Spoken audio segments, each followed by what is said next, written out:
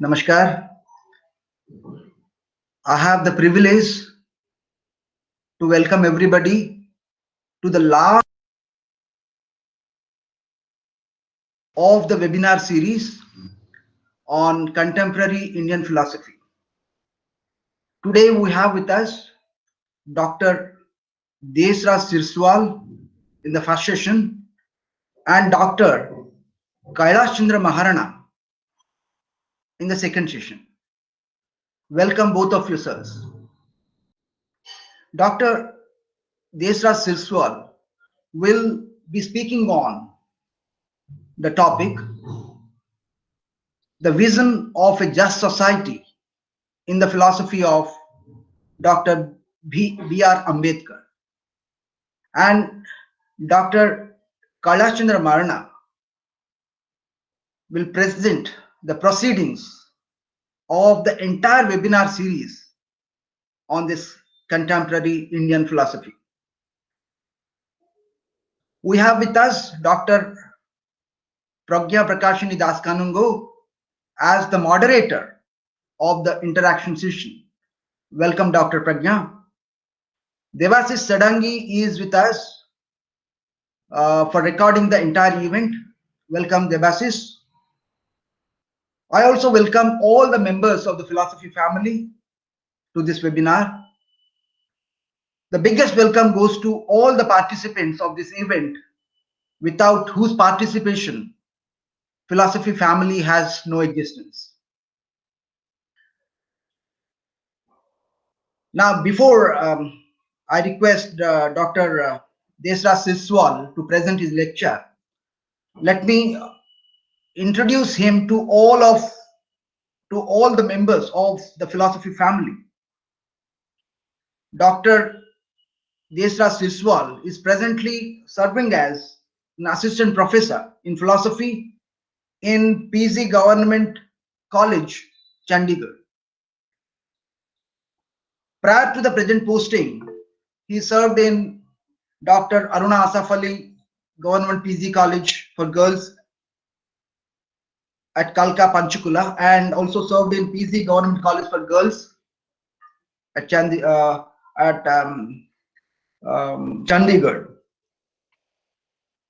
He is also acting as the program coordinator for the Center for Positive Philosophy and Interdisciplinary Studies and the Center for Studies in Educational, Social and Cultural Development. Also being the chief functionary of the Society for Positive Philosophy and Interdisciplinary Studies, Haryana.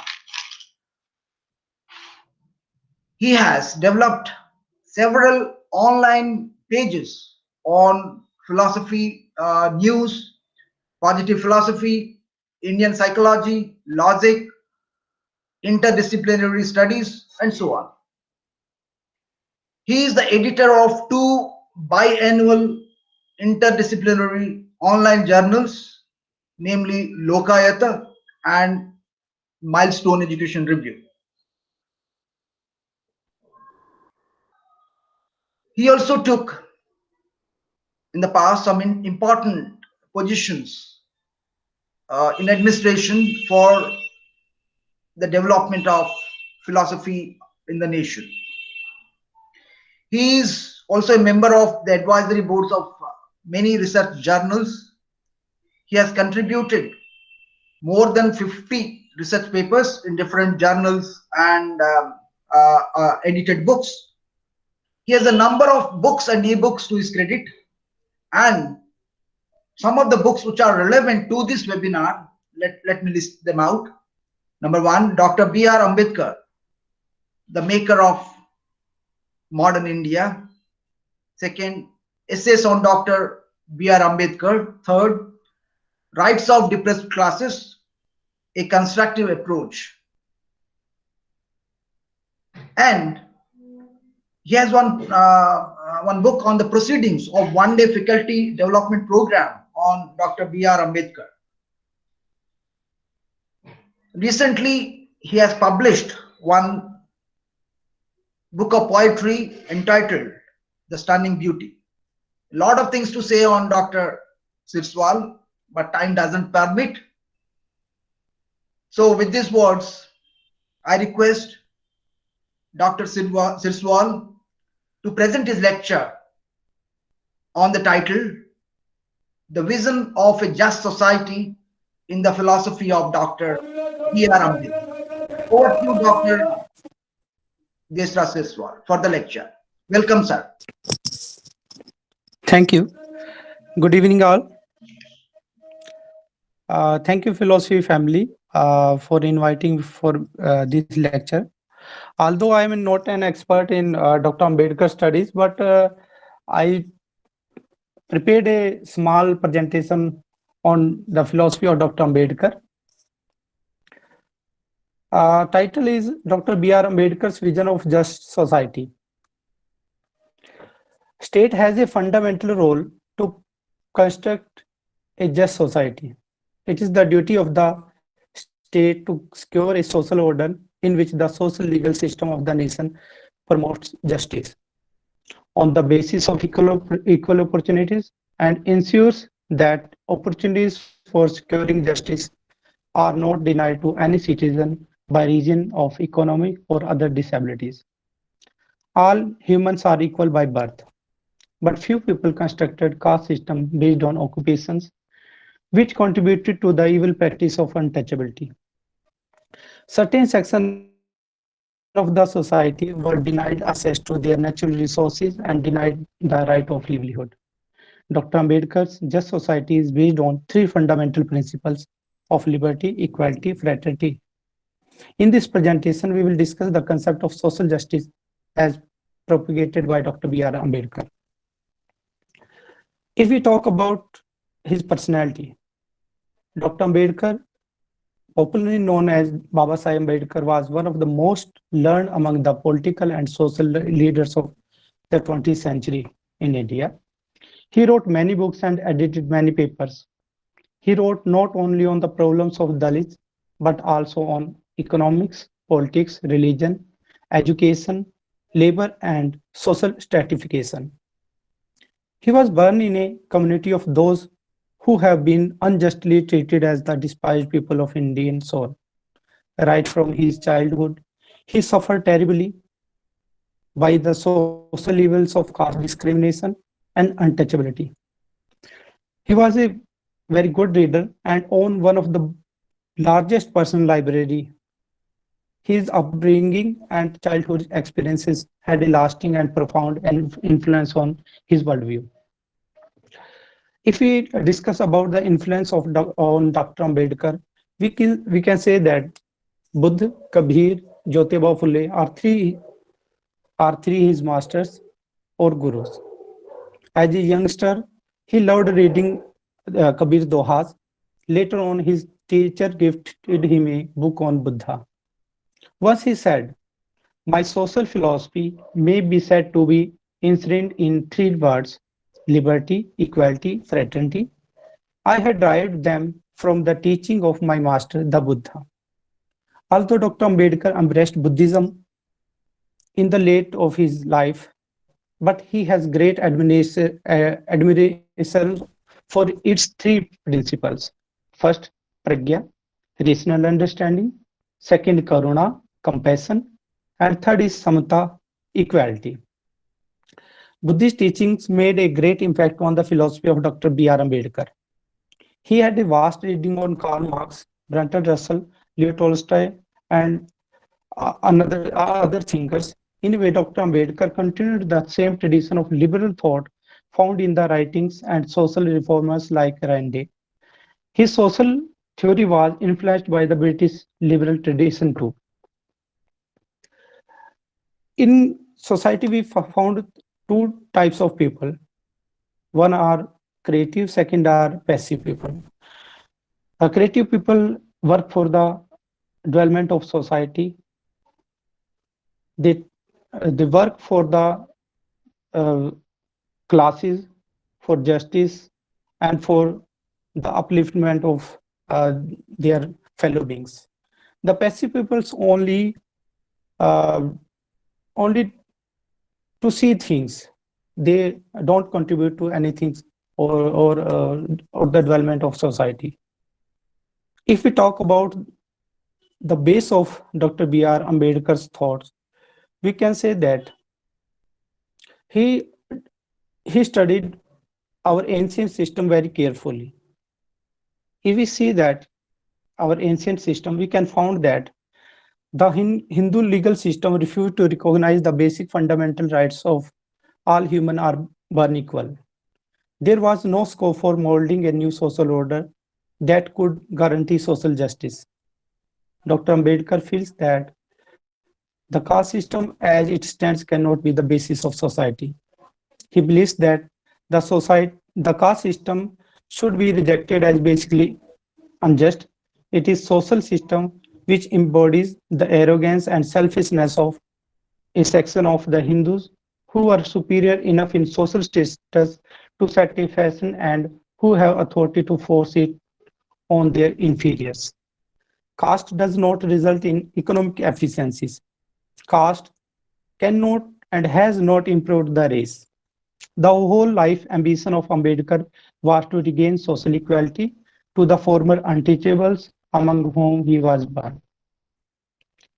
If we discuss about the major discriminatory features of casteism, we can say that there are hierarchy, lack of social efficiency, social immobility, responsible for destructive tendencies, anti-social spirit.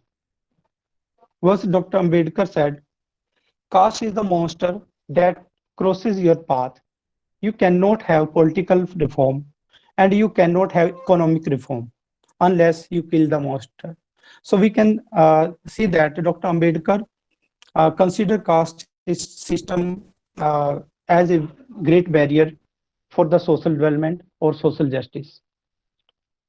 If we discuss about social justice, in general meaning, we can say that the concept of social justice emerged out of a process of evolution of social norms, order, law, and morality. The term social justice consists of two words. The term social is concerned with all human beings who live in society, while the term justice is related to liberty, equality, and rights. Therefore, social justice is connected with ensuring liberty, providing equality, and maintaining individual rights for every human being in society. It is a bundle of rights. It is a balancing wheel between the haves and haves not. It has a great social value in providing for a stable society and is securing the unity of the country. In general, social justice may be defined as the rights of the weak, aged, destitute, poor, women, children, and other underprivileged persons. Social justice is basically a term that provides sustenance to the rule of law. It has a wider connotation in the sense that it includes economic justice also. It aims at removing all kind of inequalities and affording equal opportunity to all citizens in social as well as economic affairs. The aim of social justice is to remove all kinds of inequalities based on caste, race, sex, power, position, and wealth, and to bring out a balance between social rights and social control. In other words, securing the highest possible development of capabilities of all members of the society may be called as social justice. Dr. Ambedkar wanted economic and social equalities before political equalities. He tried his best to ensure that the downtrodden got a proper place in society. Hence, he gave more importance to social justice than political justice. On equal opportunity with individual liberty were laid much emphasis to root out the differences created by the caste system of the country. He worked relentlessly for the regeneration of humanity, for the well-being of making, for the transformation of man and society. Our former Chief Justice of India, P.B. Gajendra Gadkar, has said, Ambedkar is the lawmaker of 20th century and modern Manu. But unlike old Manu, this new Manu favored human equality and social justice. And we can see the difference between writings of Dr. Ambedkar and between the Manu Samriti's writing or its ideals. In the memory of Dr. B.R. Ambedkar, Government of India celebrated his birth centenary from 14th April 1990 to 14th April 1991 as a social justice year and started several schemes for SC/STs. The year 2015-16 also celebrated as 125th birth anniversary of Dr. B.R. Ambedkar by the government, and several institutions, several individuals, and even government organized several program regarding Dr. Ambedkar, and we also participated in this event. So we can see that Dr. Ambedkar is very important figure when we discuss about the social justice. Dr. Ambedkar's concept of social justice stands for the liberty, equality, fraternity of all human beings. He stood for a social system that is based on right relation between man and man in all spheres of his life. As a rationalist and humanist, he did not approve of any kind of hypocrisy, injustice, and exploitation of man by man in the name of religion. He stood for a religion that is based on universal principles of morality and is applicable to all times, to all the countries, and to all races. It must be in accord with reason and must be based on the basic tenets of liberty, equality, and fraternity. He considered the caste system as the greatest evil of Hindu religion. The Varna system, according to him, is the root cause of all inequalities and is also the parent of the caste system and untouchability. Dr. Ambedkar provides all provisions in the Indian Constitution to remove these types of inequalities. Ambedkar stood for a social system in which man's status is based on his merit and achievements, and where no one is noble or untouchable because of his her birth. He advocated the policy of treatment of socially oppressed and economically exploited people of the country. The Constitution of India, which was drafted under his chairmanship, contains a number of provisions that enjoins the state to secure to all its citizens justice, social, economic, and political, along with liberty, equality, and fraternity. It also contains a number of provisions that guarantees a preferential treatment to the downtrodden people in various sections. Article 17 of the Indian Constitution declares untouchability as abolished.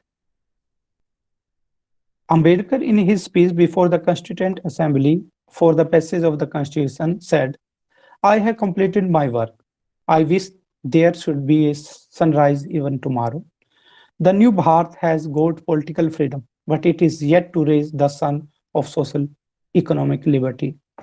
Although Dr. Ambedkar drafted constitution, but he know the limits, and we can say that the mindset of our people, how they implement the constitution. Ambedkar was relentless votary of protecting fundamental rights in our constitution. He believed that constitution should be effective enough to banish inequalities in the society and set up fair and responsive system and structures of government. While drafting the constitution, he was aware of the need for removing the contradiction that existed in the society. For example, the principle of one person, one vote, and one vote, one value ensured equality to all. But in reality, there were widespread prejudices in the society. He was aware of the dangers from so-called new ideologies of the constitution However, he was confident that the people of India could tackle these dangers. In his last speech in the Constituent Assembly, he said, by independence, we have lost the excuse of blaming the British for anything going wrong. If hereafter things go wrong, we will have nobody to blame except ourselves. Dr. Ambedkar think that a country's constitution is the roadmap to its growth as civilization. Knowing that a just and fair constitution was essentially for all-round development, Ambedkar made secularism a vital part of the constitution's basic structure. He relied upon it to achieve liberty, equality, and justice for all. For several reasons, some of our religious beliefs, as well as caste structures, have been unjust to various weaker sections of the society. His thoughts have acquired greater significance in today's India. This is because he has remained the Constitution of India's authentic voice long after his demise. His vision has guided various legal experts and courts in interpreting the institution and its social and legal magnitude. Generation of lawyers and parliamentarians have quoted him while understanding, highlighting, or explaining the fundamental rights and directive principles enshrined in the Constitution of India. He remains a role model for today's youth, especially activists and reformers. Dr. Ambedkar believes in the sustainable development of Dalits because uh, he made several legal and constitutional provisions and also by organizing them for fighting the fundamental rights. These fundamental rights are banned by upper communities in India and crime increased against them. The execution body will be strengthened by the state through social democracy only. Moreover, his socio-economic and political notion has accepted by everyone to address contemporary socio-political issues. He did consider Dalit representation into mainstream political arena, which generates Dalit movement in various Indian states for freedom and justice. He also believed that law is an important, powerful weapon to fight against discrimination. And we can see that uh, if we have not a strong law, we cannot fight with these types of discrimination and injustice. And we can see that day to day, we have so many cases regarding discrimination and injustice to SC, STs, and OBCs. He had expressed his desire in the parliament to establish a social democracy, which would satisfy the economic, social, education, and cultural needs of the people. In his concluding speech in the Constituent Assembly on November uh, 25th, 1949, he declared, social democracy means a way of life which recognizes liberty, equality, fraternity as the principle of life. These principles are not to be treated as separate items of a trinity. They form a un- union of trinity in the sense that to diverse one from the other is to defeat the very purpose of democracy. So Dr. Ambedkar considered these three principles, liberty, equality, fraternity, as one. And if we want to develop a democracy in the society, we have to work on all these three. The basic concept of Ambedkar's political thought is the equality of all men, women, which is to be achieved by a state socialism of a constitutional and parliamentary democracy. Dr. Ambedkar wants the upliftment of Dalit and uh, other deprived section of society by constitutional and parliamentary sections. If we discuss Ambedkar's ideas of human society, he said that the human society is to be built on the foundation of liberty, equality, and fraternity. These values are to based on the notion that the individual human person is not a means but an end in self. While the concept of liberty emphasizes the inviolability of the human person, the concept of equality insists that the right of the individual is to be treated as equal and to be respected as complete member of the society, irrespective of his her attainments. Similarly, fraternity, according to him, is the disposition of an individual to treat man or woman in reverence and love and dignity, and the desire to be in the unity with other fellow beings.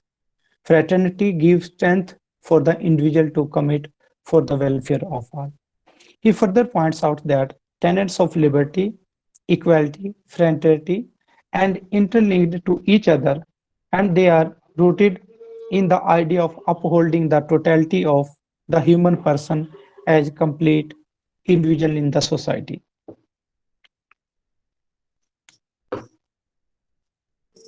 Dr. Ambedkar is relevant in present uh, arena because his thought was very progressive. He did not believe in violence. He considered the press to be the powerful tool for social change, for justice and freedom. As we know that he published many magazines like Loknayak, Muknayak, Janta, Samta, but these magazines remained largely unsold because they are very progressive and unconventional thoughts expressed therein. He enriched the principle of reservation for improvement of SCs, STs to enable them to progress educationally, economically, and socially by providing extra support to them in the form of reservation and concession to uplift them to the level of the advanced classes. It is clearly seen in present that many legal provisions have been made to give social justice to all classes. In this way, many schemes and programs have been started for the all-round development of the country, and a measure of development has been achieved through it. Today, Dr. Ambedkar is not with us, but his ideas on social and economics and political thoughts are with us. We can see that we can there are so many developments in the country, like five-star hotels are found in the city. There are big malls and we can say that industrialization is there. But on the other hand, we can also see that dirty drains, places full of mud, and poor people in India with hellish life, in worse than the life of animal. In such a situation, the thoughts of establishing a society based on equality appears only like a dream. If we rest on Dr. Ambedkar's thoughts, the Indian Constitution guarantees equal rights to all based on social justice, human dignity,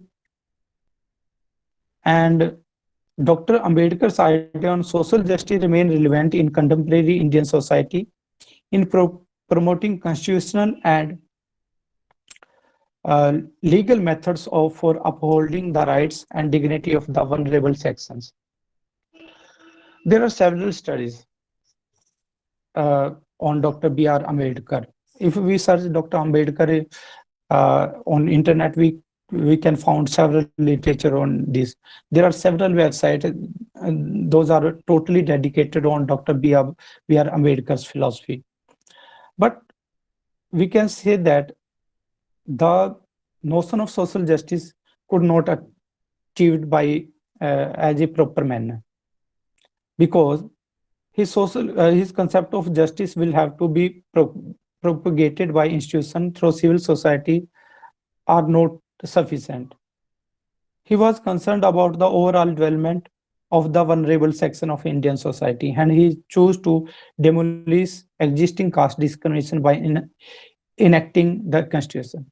And these days we can see that people are also doing injustice with SC, STs and minorities, and there are some powers, those who are against, about the constitutions, amendments and constitution's ideals.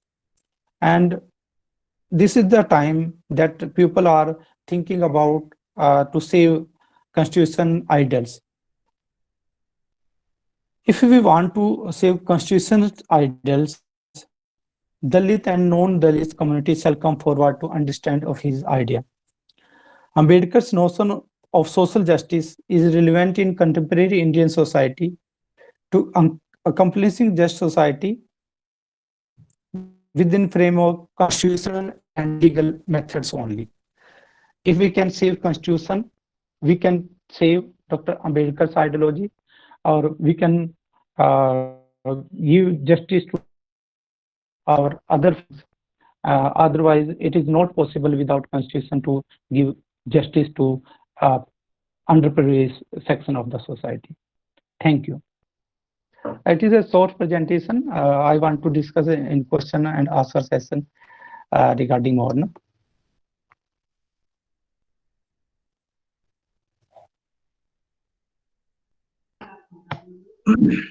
Thank you. Thank you, Dr. Sirswal, for your short but very informative presentation on the vision of a just society with reference to Dr. B.R. Ambedkar. During the course of the lecture, you have said that that ensuring justice is a state responsibility, and it is for the state to see that nobody is treated unequally. So everybody is equal by birth, and if at all there is a discrimination, much of the discrimination comes from, say, on the basis of caste and creed. So that has to be given away. Now you said that we can base the entire philosophy of B.R. Ambedkar on the three fundamental principles of liberty, equality, and fraternity. So if they are taken as the basis, now there is no point there is no point of having any room for say somebody being called as underprivileged or weaker sections, or say socially backward. So, but still, you find that you have said that even though Ambedkar has framed enough social laws and he is the mastermind behind the constitution, but still a lot has to be done even today, because what you see is that even today there is a wide gap between the poor and the rich, the underprivileged and the privileged. Now, as long as this bridge, as long as the gap between the rich and the poor and the underprivileged and the privileged is not bridged, so the vision of Dr. Ambedkar still remains a vision, and it's not translated to reality. So what is required in the days, we need to understand Dr. B.R. Ambedkar's philosophy in the right perspective and see that that there is no social discrimination on the grounds of caste, creed, and color and sex. Now you said, while speaking on Ambedkar's idea of social justice, you said justice mainly ensures, it's mainly on ensuring rights maybe in the form of, say, right to have liberty, like right for having equal treatment. So you spoke on Ambedkar asserting that everybody should have the rights, including the destitute, the poor, the women, and all. And he wanted to remove inequalities of all sorts. And one more important thing that you have pointed out is that Ambedkar was more concerned about the social and the economic inequalities rather than the political inequalities. He was not much concerned about the political inequalities. So he wanted to clean out the society from various sorts of discriminations. So he pleaded for a social system where the rights are ensured, the discrimination is rooted out, there is no hypocrisy and injustice. So, and more importantly, you said that there should be a right relationship between man and man that needs to be understood. And very nicely you have pointed out that that caste system has become is the root of all the evils, and the practice of untouchability is another say another thing that the society has been practicing. But again, having said so, you have referred to Article 17 of the Indian Constitution, which denounces the practice of untouchability in any form. So teacher, sir, very nice lecture. Now you see, so one thing that we need to see is we need to understand the entire mindset of Dr. B.R. Ambedkar is bringing about the social and economic equality in the nation. And how far we all do that, that is a big question mark yet to be decided, yet to be seen, because much has to be translated into reality. Because as long as there is a wide gap between the underprivileged and the privileged, so still reason becomes say much behind, say, the reality. And the sooner the gap is sorted out, we can think of having a social and economic equality in the nation. Thank you for the nice lecture. Now I request Dr. Pragya Prakasini Das Kanungo to take on the questions, if at all there are any questions in the chat box, and put before the speaker so that he can respond to that. Thank you. Thank you all.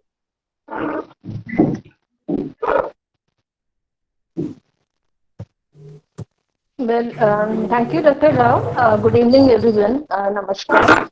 My warm regards to all the esteemed members of Philosophy family, and my sincere gratitude to our guest speaker, Dr. Deshraj Siswal, who delivered such an interesting lecture. Dr. Rao has almost concluded, but I'd like to share certain things that he pointed out. He explained vibrantly Ambedkar's definition of a just society, a society in which ascending sense of reverence and descending sense of content is dissolved into the creation of a compassionate society. He spoke about Ambedkar's conception of social justice as founded on three elements, namely liberty, equality, and fraternity, that are the Trinity. And the root cause of social injustice in India lies in caste system. And social justice, is still relevant. We cannot consider it irrelevant. And the vision of Ambedkar is an ideal which is yet to be realized. Thank you, Dr. Siswal, for such an engaging lecture. Let me check the chat box and pick up the question from there.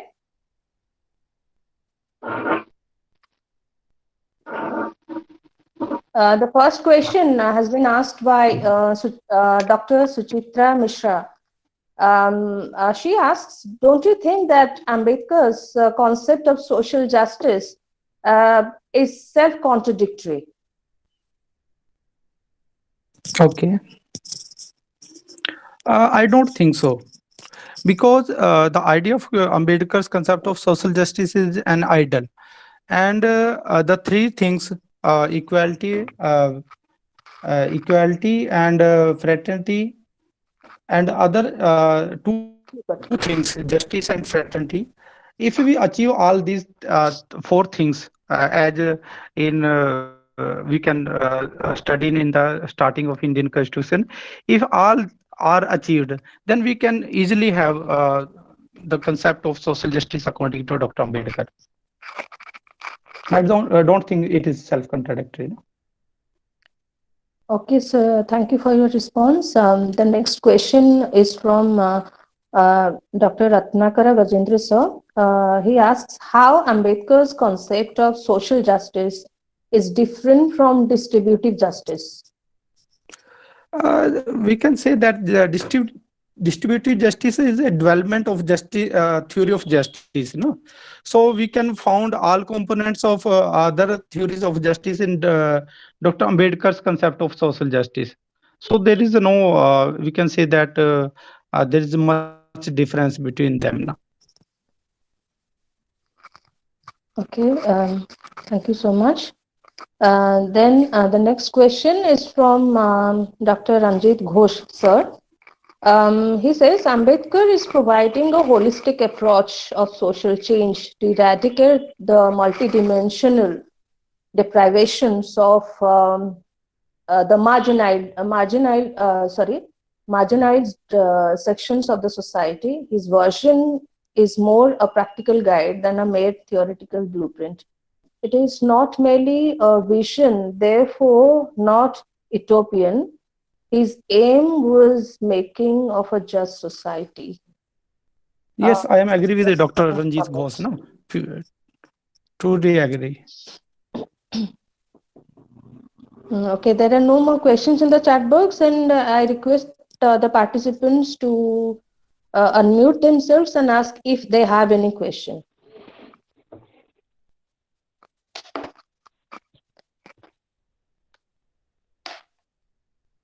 Viewers, you can ask if you have any question. You can unmute yourself and ask. Hello, Yes, hello, ma'am. Pragya, yes, ma'am. ma'am. Yes, ma'am. Good evening, everybody. This is Suchitra Mishra. Actually, my question is that Dr. B.R. Ambedkar, as for his views, caste system should not be the status of social system. And in addition to this, he also advocates caste system is a barriers of social justice. But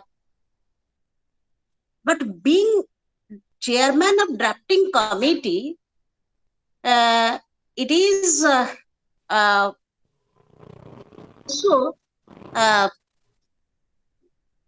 drafted in our constitution that reservations for the marginalized section.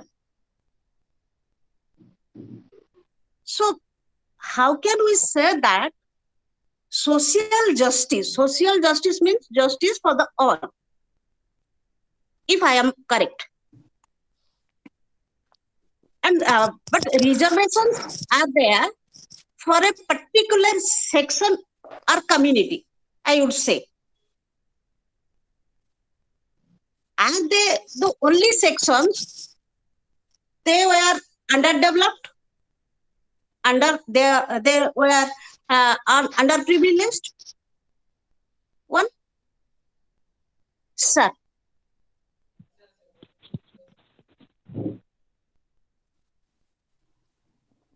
So kindly reflect some views on this. Actually, the concept of reservation is very big issue. We can I want to state there was a Supreme Court decision regarding this last days. The statement was like that.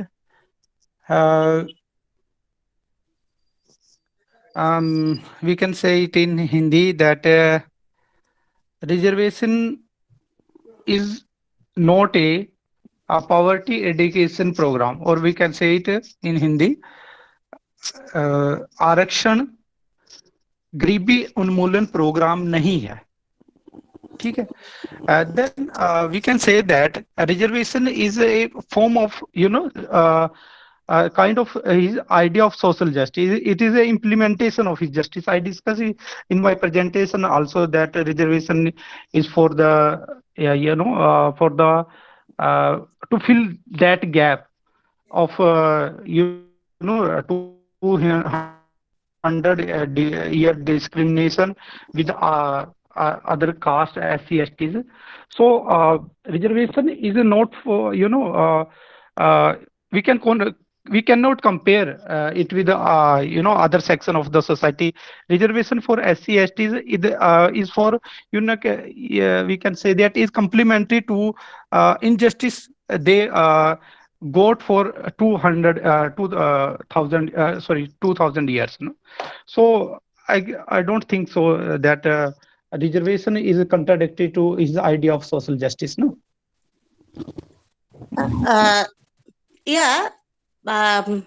I agree to you to some extent, but in 21st century, is not it a contradiction?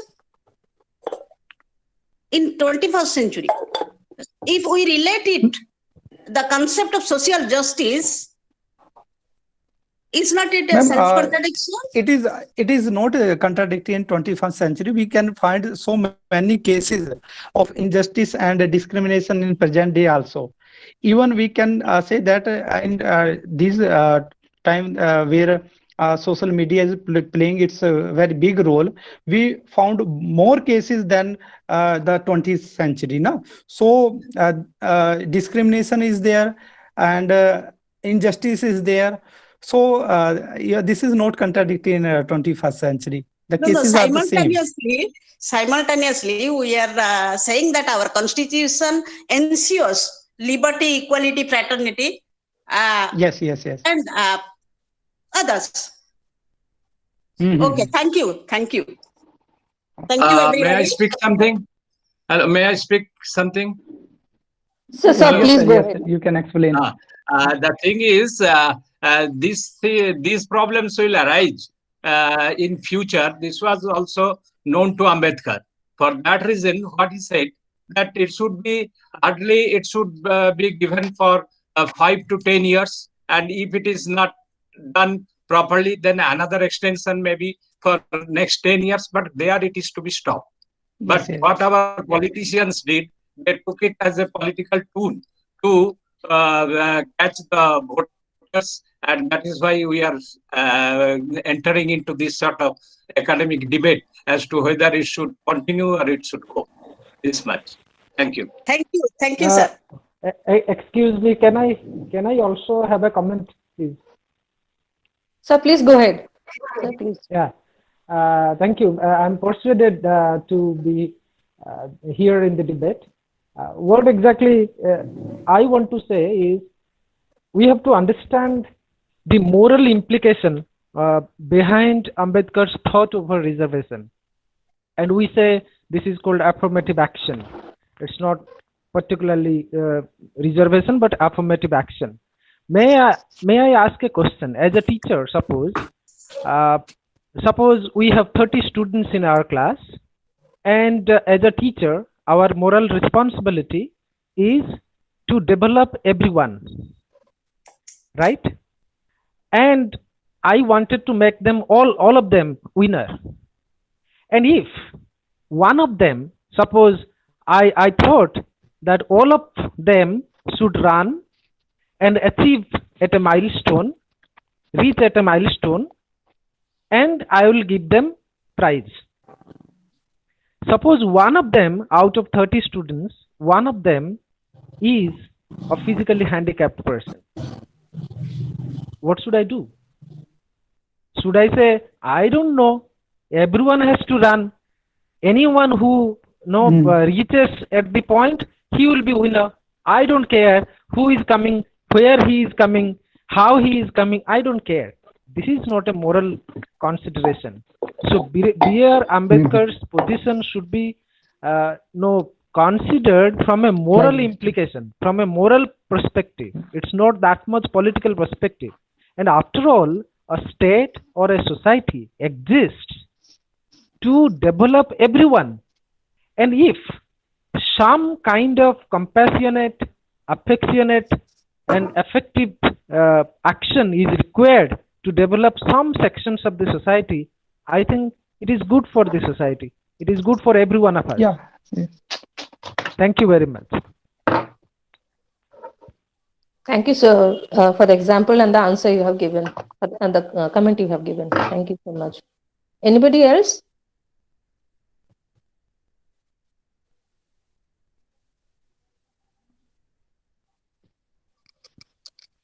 Any questions?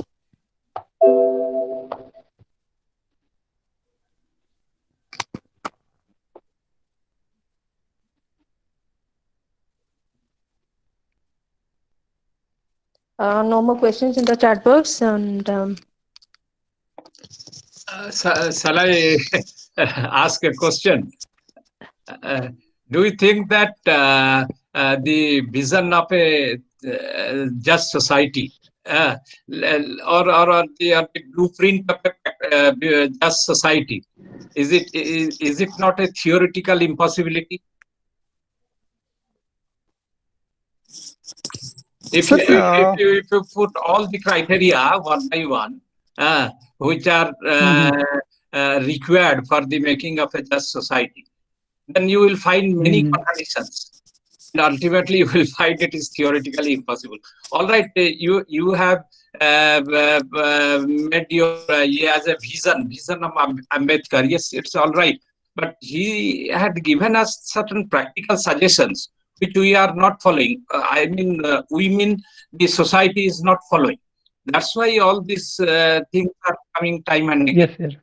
So, as students of philosophy, what maybe it is having a moral import within it, the considerations of moral considerations. But still, if we put it all the criteria one by one, then we will find that it is a theoretical impossibility. How do you respond to it? Sir, I think this is a theoretical concept, but when we, make it into the practice, then we can surely find some practical version of it, na? And maybe we can go through the practical implication and find the vision in implication, yani practical implication for the same, na? So we have to first go for the practical implications में हम बहुत सारे मिल जाते हैं, मिला जुला हमको मिल जाता है, मगर फिर अगर हम if we make in-depth study of those things, we will find many contradictions. There lies the problem, yes, actually, because society is a complex affair. Yeah, sir. Dr. Ambedkar already said about Ambedkar it. Himself could guess this. He has experienced all these things in his own life, and that is why these concepts, all these concepts he is propounding, are very, very. That means they always remain ideal for us. Okay. Yes, even if it is not an utopian, I don't believe that his vision was an utopian vision. For Indian society, he has always thought about the Indian society, and that's why he has given all this. It is only meant for our society, Indian society. Yes, that is what is my submission. Thank you. Thank you, sir. Thanks. Another comment is given by Suchitra ma'am. She has responded to what Patita Pavan sir had remarked. Like constitution cannot be compared with a classroom. It is a country. Very interesting, yeah. Do you want to respond to it? No, I don't want to respond, but I should say that in moral realm, when we talk about as philosophers, when we talk always about ideals, and we play with those ideals, of course. And as a political philosopher, what we have to do is, and Ambedkar did that, what we have to do is we have to make a vision of an ideal society. We cannot just think of what is going as usual. So we must think of an ideal, and we have to again find out which ideal is a better ideal to understand and live on. It might be very, it seems very impossible, but philosophers work to find out those impossible kind of visions, and then they have to bring it to the academics, they have to bring it to the society, and then society will change accordingly. Similarly, in our country, when some sections of people in a particular society are underdeveloped, it is not a moral duty of the higher class people. I'm not talking about caste. I'm talking about the better off and lesser off. So is it not a moral duty of better off people to aid the lesser off people? After all, then why the society is created? What is the reason we live in a society? If the society doesn't help the weaker section of the society, then what is the moral rationale behind a society or state? That is the first question. And another question is, unless and until the lesser section of the society is developed, even the higher people cannot be called as developed people. You just imagine in your village, if 100 people are living and 3-4 people are highly developed people, but 98% people are underprivileged, Can you say that village is a developed village? No, you cannot. So in order to tell yourself as developed, you have to develop them if they cannot do that. Now, it's another issue that some people always cheat, deceive. We are not talking about them. We are talking about those people who really need help, who really need affection. Thank you. Okay, Pragya ma'am, Yes, ma'am. shall I speak something? Sure, ma'am. Please go ahead. Okay. Thank you, Patita Pavan sir. You have given your remarks on my comment, but I am also not here to refer a particular section. I am not talking about the reservation. I am talking about social justice. Particularly, we are living in 21st century, an era of globalization. When we are discussing on social justice, we have to take some measures so that all those who are underprivileged, who are underdeveloped, they should get benefit from that. Thank you. Thank you, Pragya ma'am. Thank you, Dr. Sirwal, sir, for your talk on this topic. Thank you, Philosophy family, for organizing such type of webinars. Thank you very much. Thank you, ma'am. There is another question in the chat box. Let me check. Dr. Snigdha Rath Chavan, she has commented something. Nice presentation. Thank you, sir. I feel reservation should be based on one's financial condition or if someone is physically challenged, not on the basis of caste in present situation in 21st century. Would you like to respond to it, sir? Yes. Actually, there are so many provisions regarding this. There are so many, you can say the policies are there. Recently, there is a EWS quota is introduced by the government for these types of section. No? So the reservation is for on caste based is not like that. It is a we can say already I said that it is a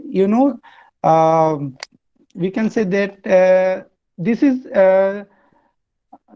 some kind of you can say that given for them for their injustice for 2000 year. Okay, so this is the caste based reservation is another issue. Okay, or for another section there is so many government provisions to provide them help and benefits, no? So there is no contradiction between that, no? Yes, sir. I think she got the answer. Well, there are no more questions. Dr. Rao? Yes, madam. Yes, madam. Then Thank you very much for taking on the questions and allowing the participants to respond directly to put their questions directly to the speaker. Now, I was listening to the responses, and one thing that comes to my mind, that Ambedkar was not just concerned about ensuring social justice; he was concerned about ensuring economic justice also. That's why the idea of reservation has come to be. As Dr. Ranjit Ghosh sir has pointed out, that this idea of reservation was for a specified period, and because of certain political issues that that is extended, and there is no end to it. It is continuing. Now, one thing that I want to say here is the idea of creamy layer. The idea of creamy layer that we have with respect to the other backward classes. You see, after attaining a certain annual income, there is no, even though a certain person belongs to a certain backward class, but he will not be in a position to avail reservation on the basis that he has entered into the creamy layer, and no more reservation for his children and for the family. Now, such an idea is not implemented for the scheduled caste and the scheduled tribes. If that is done, then most of the questions that are asked will be resolved. But I don't know why that is not being done. So And one more thing that Desraj Sishwal sir has pointed out, that we have many financially backward people, even among the forward classes. Why no reservation for that? He has pointed out. Now recently, the things are being saved out for granting reservation for economically backward people among the forward classes. So this idea is a good thing, good move that is coming forward, that is coming up. So if this idea of creamy layer that we have for the other backward classes, if it is implemented for the scheduled class and the scheduled tribes, so that those who have already availed reservation and elevated up will not be in a position to avail reservation for them, because they're economically elevated. No more reservation for them. In the process, what will be happening? The people from that community who have not at all availed reservation, they have not elevated, they will be coming up. And not that who have availed reservation, their children, their grandchildren will be availing reservation and the benefit. And in the process, the poor will still remain poor, the underprivileged will remain underprivileged, and the sections who are not availed the benefit of reservation will be aloof from having reservation. So once the reservation is given, once you are elevated, no more reservation. That should be the policy that I think would be a better fitted one to the present scenario, which Snigdha Rakchavan has in mind. If that is done, if once economically you are okay, once reservation you have availed, once you are economically okay, now no more reservation for your family, for your daughters, for your sons. So if that is done, if idea of creamy layer is implemented not only for just other backward classes, but also for scheduled class and scheduled tribes, then maybe many of the problems will be solved. But let's see what happens in the future. Thank you. Anyway, thank you for your nice lecture. Now in the second session, we are moving to the second session. In the second session, we have Dr. Kailash Chandra Maharana. Actually, he will not be speaking on any contemporary thinker. Rather, he will be presenting the proceedings of the entire webinar series on contemporary Indian philosophy. Dr. Kailash Maharana, well, sir, he doesn't require any sort of introduction because he is very well known to all of us in the family as being the coordinator of all the webinars that are conducted by the philosophy family. But still then, I need to speak a few words about him. You see, he's a man who loves to carry on different sorts of philosophical activities. And over the years, I know him. He's very much busy conducting seminars in his colleges and also nearby colleges. So that's how he keeps himself very much busy. And even in philosophy family, his contribution is immense. Now, as regarding the achievements that let me point out. I see that he has various achievements to his credit. He has authored 2 anthologies on Odia short stories.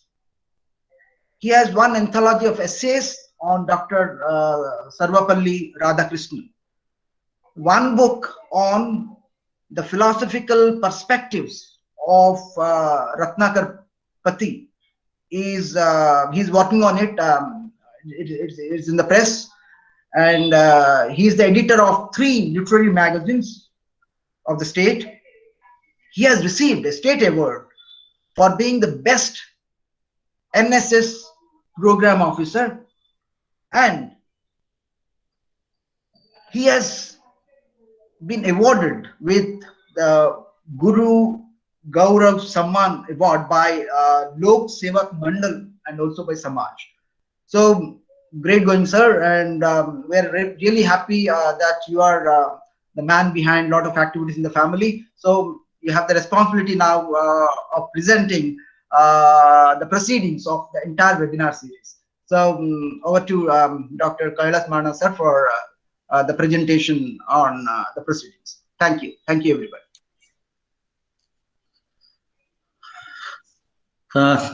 Thanks so much, Dr. Rao, for giving nice words to me. And for the last 1 hour, I was witnessing the brilliant lecture of Dr. Desraj. Thanks so much, Dr. Desraj, for your illuminating talk on the philosophy of Dr. Ambedkar, on the concept of just society. Within a short span of time, you have tried to bring out the vision of Dr. Ambedkar and try to reflect in the contemporary Indian society. Friends, you know, it is the customary of a philosophy family to present the proceedings at the end of the webinar series on a particular theme. Friends, the webinar series on the contemporary philosophy started on 7th November and just ended it today with the talk of Dr. Desraj. Before the present series of webinar, you know, we have already conducted webinar series on Indian philosophy, ancient Greek philosophy, history of European philosophy, Descartes' meditation, ethics, the applied ethics, Ishopanishad, Bhagavad Gita, philosophy mind, and for the last 2 months, we have undertaken the series of webinars on contemporary philosophy.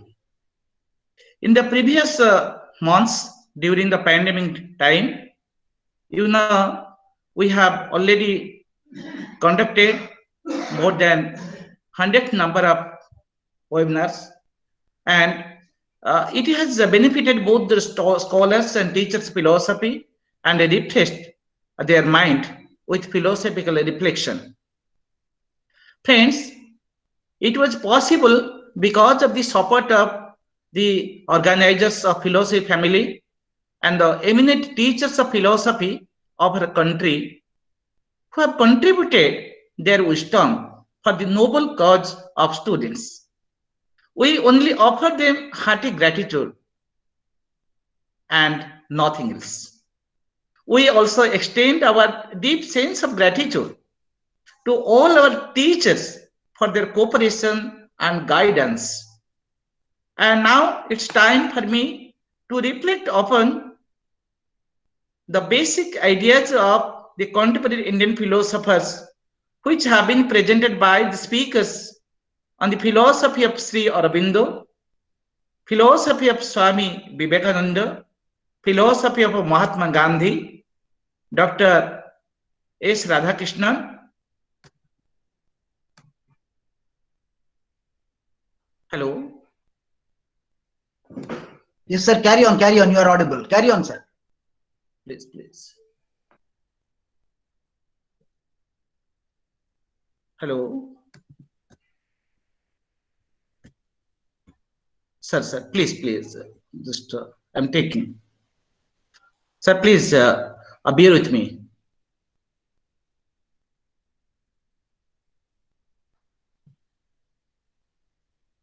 Sir, please.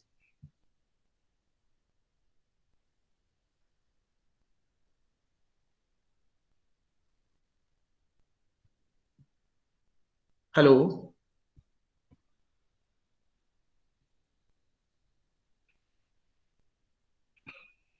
Hello. Sir, am I audible? Hello. No, you are audible, sir. You are audible. You are audible. Okay. Philosophy of Mahatma Gandhi. We have already discussed the philosophy of Dr. S. Radhakrishnan. Dr. Now actually ended the philosophy of Dr. Ambedkar, R.N. Tagore, and J. Krishnamurti in this month. We have not concentrated on other contemporary philosophers because of the pursuit of time. Friends, through webinars on contemporary Indian philosophy, though we have started started presenting the webinars on contemporary Indian philosophy on 7th November. You know, that is, we started with the talk of Dr. K. Om-Narayan Rao. And Dr. Rao spoke on the significance of the study of contemporary Indian philosophy, and Dr. Rao viewed that human thought is contemporary to the present crisis. Hello? Hello? You are audible, sir. You are audible.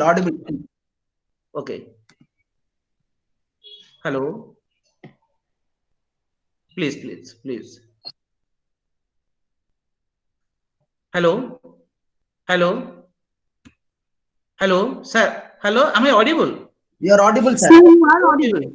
Okay. Dr. Rao, viewed that human thought is contemporary to present crisis and issues, and it aims at transformation of human understanding and responses. As every thought is unique and distinct, so every philosopher thinks anew and contributes his own creative thoughts to the society. And the contemporary Indian philosophers like Swami Vivekananda, Sri Aurobindo, Rabindranath Tagore, Radhakrishnan, Mahatma Gandhi, and other contemporary thinkers have focused on existential condition of life and consciousness of life's ultimate idea. The great thinkers have focused on man and his existence on practical world. In his talk, Dr. Rao focused on the uniqueness of Vivekananda's practical Vedanta and universal religion, Sri Aurobindo's integral yoga, Tagore's humanism, Gandhi's truth and non-violence, Radhakrishnan's man and destiny. And actually, as we were all witnessing his speech, the deliberation presented by Dr. Rao was very comprehensive and analytical. Thanks so much, Dr. Rao, for your philosophic acumen. Then, Dr. Patita Pavana Das of Ravenshaw University delivered his talk in the second session on the first day, and he talked on the philosophy of Sri Aurobindo on the concept of evolution and involution. Hello?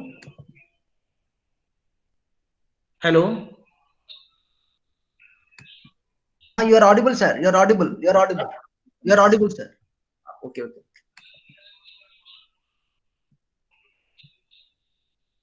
Hello?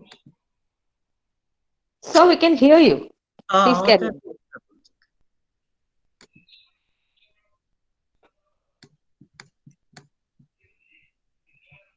Please bear with me. And we can hear you.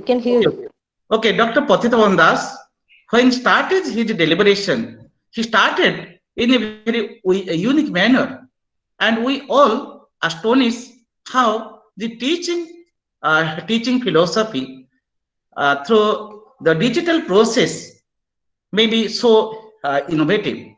Dr. Patita Pavana Das was discussing on the topic.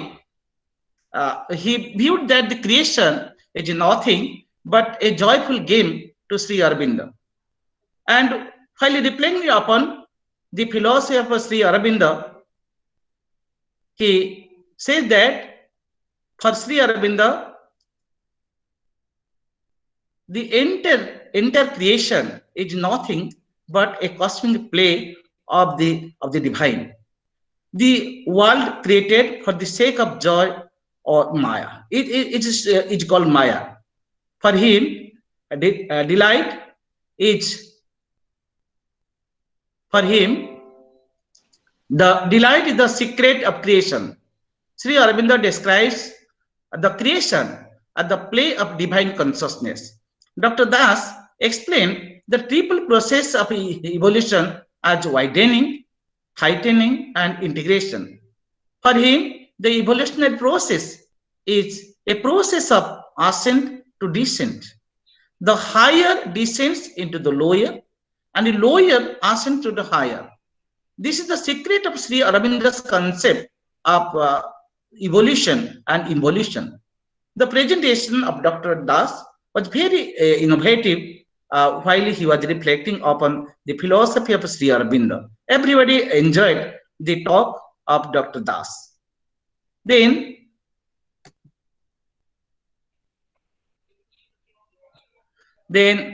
on, hello, what happens?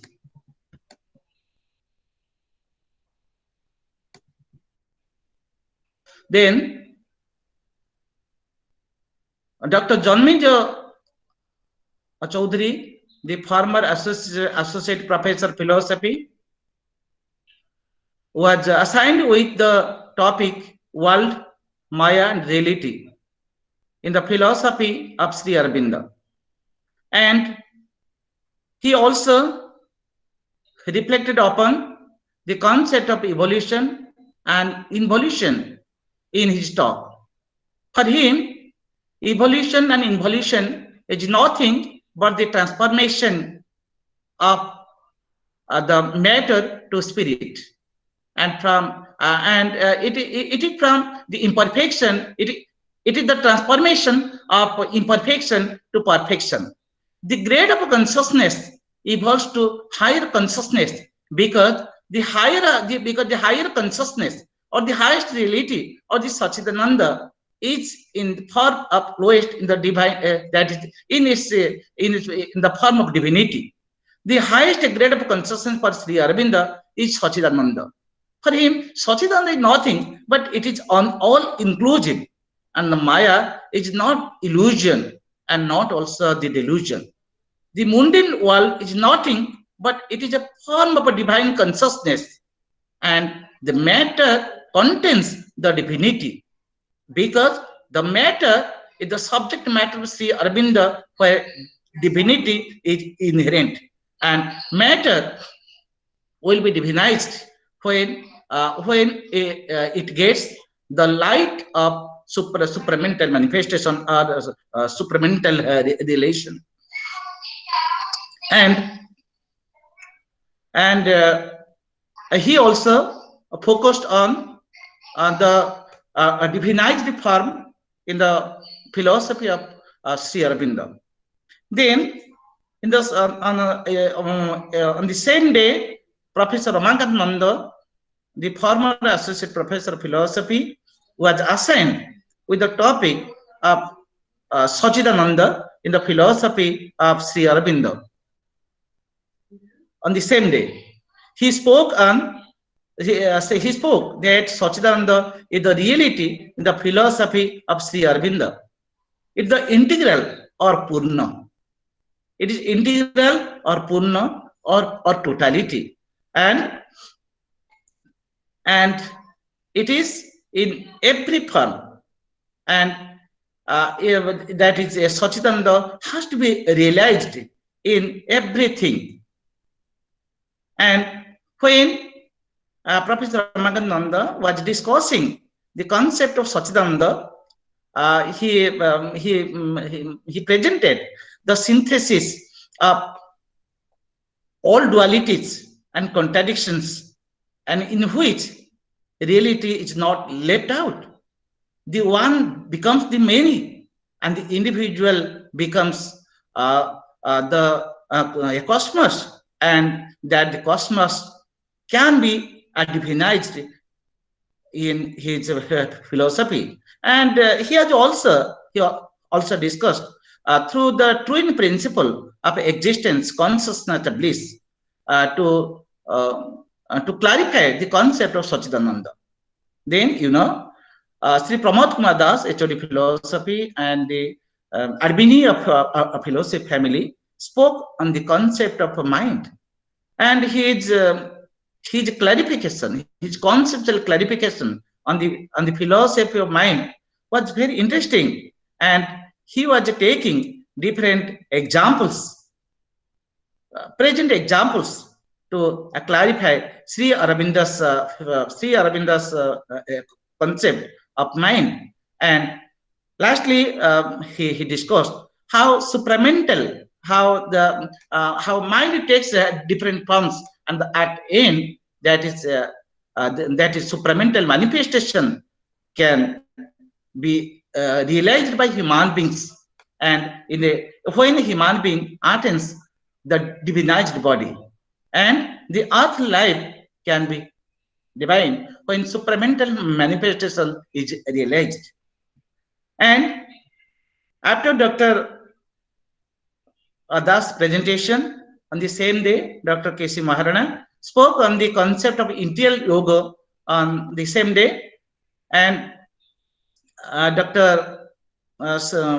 Maharana spoke that the concept of interior yoga contains everything, and entire Sri Aurobindo's philosophy may be called as integralism, because interior yoga contains everything, and interior yoga can be realized by every human being when he concentrates on himself and on the divine being. And when Dr. Das was speaking on interior yoga, he takes the view of Sri Aurobindo, how supramental consciousness can be realized, because supramental consciousness is nothing but to bring divinity in human being. Hello. The supramental consciousness is meant to divinize the entire creation. It's the aim of Sri Aurobindo philosophy. Dr. Maharana spoke on interior yoga and viewed that the entire philosophy of yoga can be possible through the process of triple transformation, and the transformation of matter to life, life to spirit, and its aim is to transform the earthly life to divine life. Due to the paucity of time, let me summarize in brief all the proceedings, because we are back by time. The philosophy of Mahatma Gandhi was presented by Dr. Paresh Chandra Das and Dr. Indu Khanduri ma'am on 22nd November. Dr. K.C. Das spoke on the truth and God in the philosophy of Mahatma Gandhi. For him, Mahatma Gandhi is a theist and realist, the life of truth. It was reflected in the social political scenario of the time. Gandhi implemented his great ideal like non-violence, love, sacrifice, tolerance, trusteeship, Swaraj, and Sarvodaya in his concept of truth. For him, God is nothing but truth, and he believed that truth is God. Dr. Indu ma'am, professor of HNBJ Central University, Srinagar, spoke on non-violence and ideal social order so far as the philosophy of Mahatma Gandhi is concerned. She said that Gandhi believed in the positive aspect of non-violence. For her, non-violence for Gandhi is nothing but love and doing good to others. And love is the energy of inner life. It is the self-transcendence. It converts action and duty. For her, the technique of ahimsa is love for truth and satyagraha. It brings the ideal social order. In the ideal social order, there cannot be any opposition between individual good and social good. It can establish Sarvodaya, which aims at a better society, better social order. On 29th November, Dr. Suryakanta Maharana and Dr. Tapati Chakravarti were invited to speak on the philosophy of Dr. S. Radhakrishnan.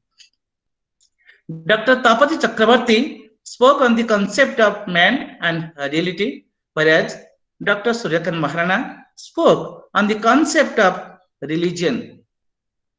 And Dr. Chakrabarti said that Radhakrishnan was very much against the mechanistic or materialistic reality, materialistic form of reality. and that is he was consulted and Radhakrishnan's explanation about both man and reality is idealistic and spiritual.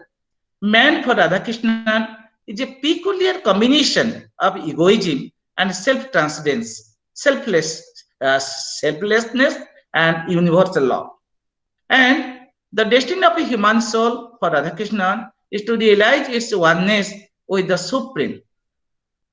And Dr. Suryakanta Maharana, while speaking on the concept of religion, said that religion is meant at dharma. For him, religious man lives a life of fulfillment. Religion is a living experience which is called anirvachaniya.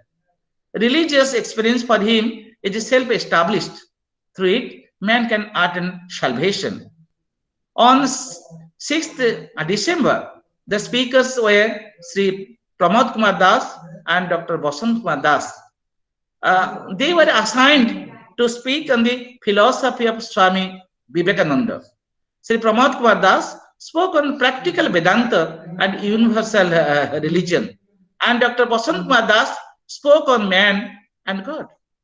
Sri Pramod Kumar Das described very beautifully practical Vedanta and universal religion, and in the form of a presentation of the beautiful example of the silent sea and the violent waves. It is very much interesting.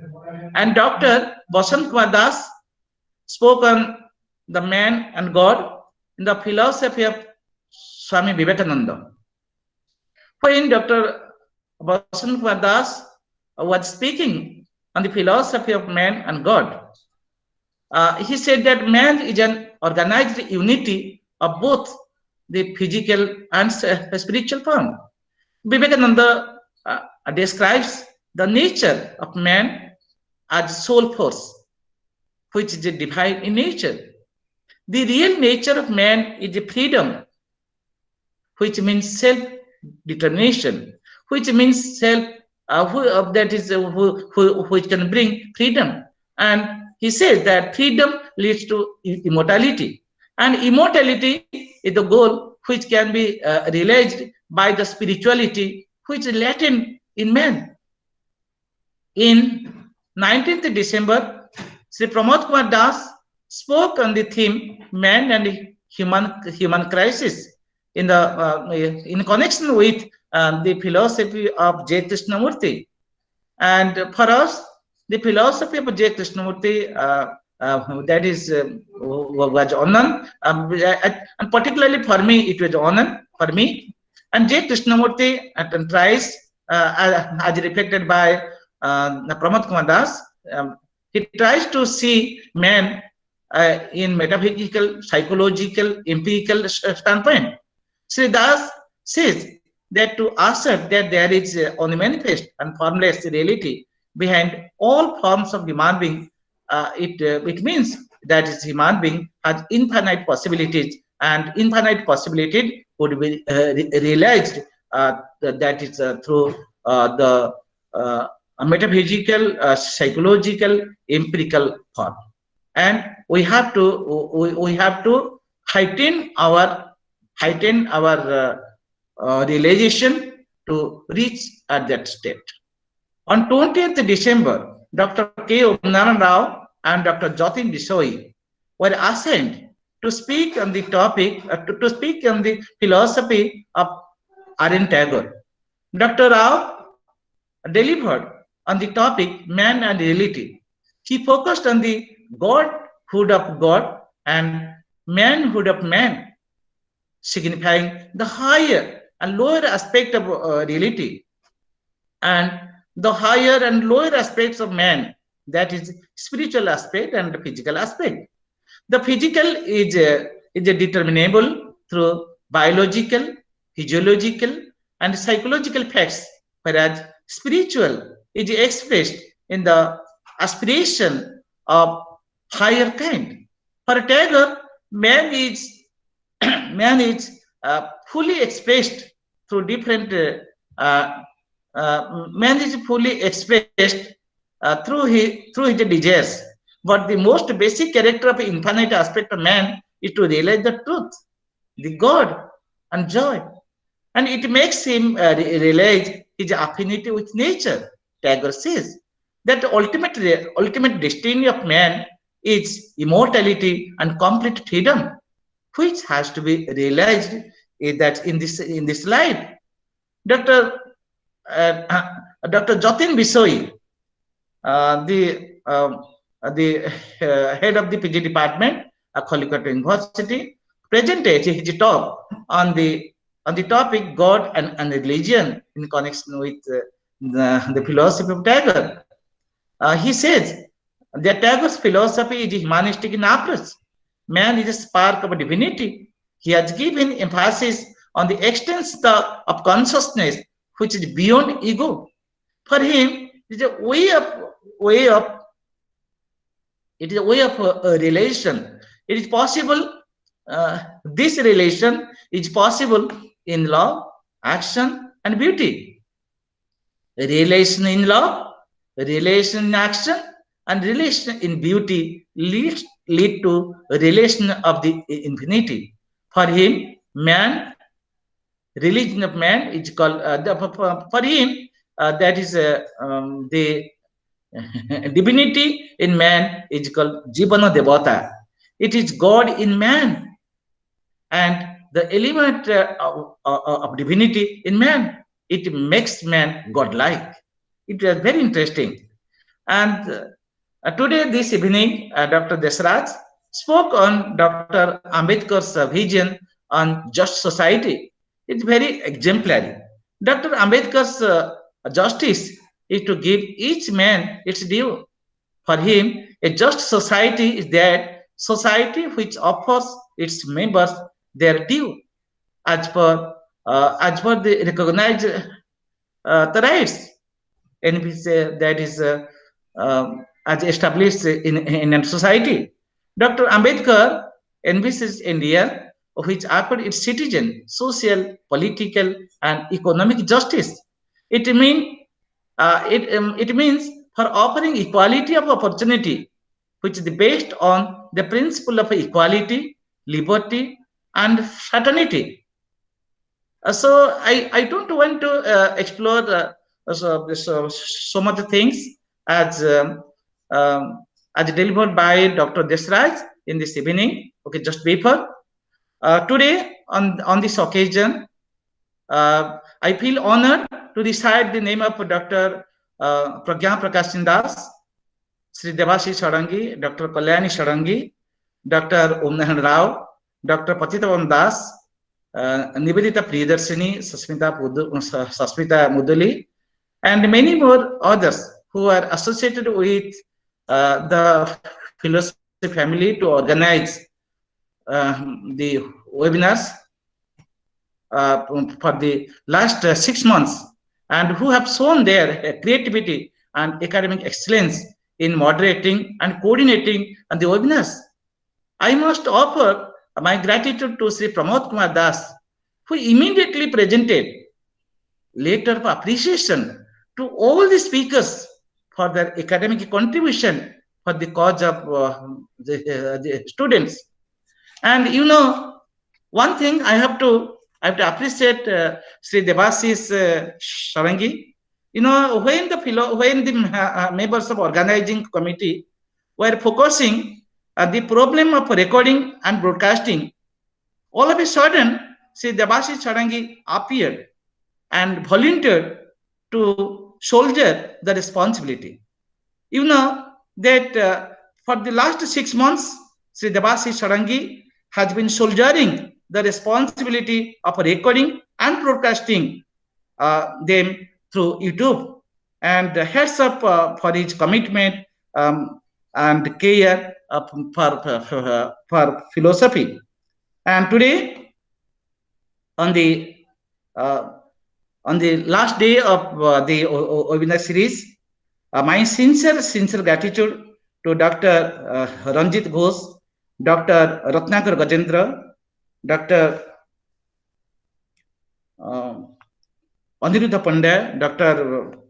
Ramakanta, Professor Ramakanta Nanda, Dr. Sujita Mishra, and many other participants, those who have participated in question answer session for the last few days.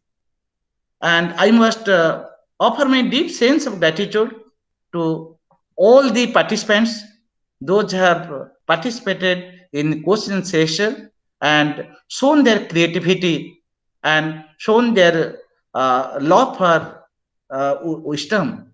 And today, I feel it honored to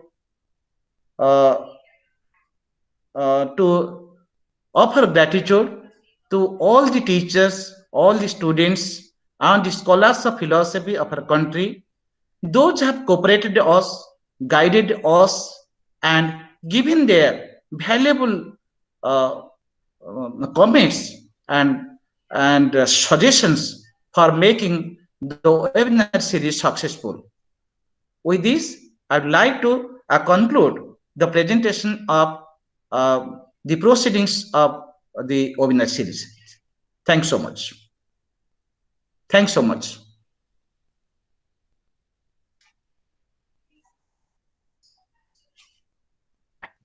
Thank you. Thank you, Dr. Kailas Mahana, sir. I should thank both the speakers of this evening, Dr. Deshraj Siswal, sir, and Dr. Kailas Mahana, sir, for making this evening so beautiful with the academic deliberations. And much has come out from the presentation of Dr. Siswal. We are thankful to him for being with us. And I hope much support will be there from him and his friends to the philosophy family. And I hope the people from other states will also join in the webinars of philosophy family. So with these words, I thank everyone involved in this webinar series. So I thank, I should not forget to thank the man behind all these activities, Dr. Pramod Kumar Das, who is the man actually saying behind all sorts of activities. He's coordinating the entire series. I don't know why he's absent today, some problem, I don't know. He's not there today anyway. But so with this, I think this entire webinar series is a successful one, and we hope to meet again in the new year. So with a lot of love, with a lot of hope, and with a friendly favor, and I wish all of you a very, very happy new year in advance. And I hope in the new year we all will be doing well, and I hope there would be much more say peace and happiness in the year ahead. And with these words, I think I should conclude, and hoping for a good webinar series again in the new year. Thank you everybody. I should also thank Dr. Pragya for coordinating, for moderating the interactive session. So, and also thank Dr. Sri Debashish Sadangi, who is the man behind recording all the events in the webinar series. And also thank for Dr. Kailas Mahana, sir, for coordinating the entire series. And today he has presented the proceedings of the series. So I thank everybody, all the members who have participated in this webinar series and made this webinar series a successful one.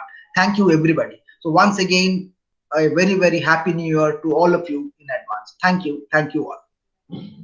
Wish you the same, sir. Thank you so much. Thank you, madam. Thank you.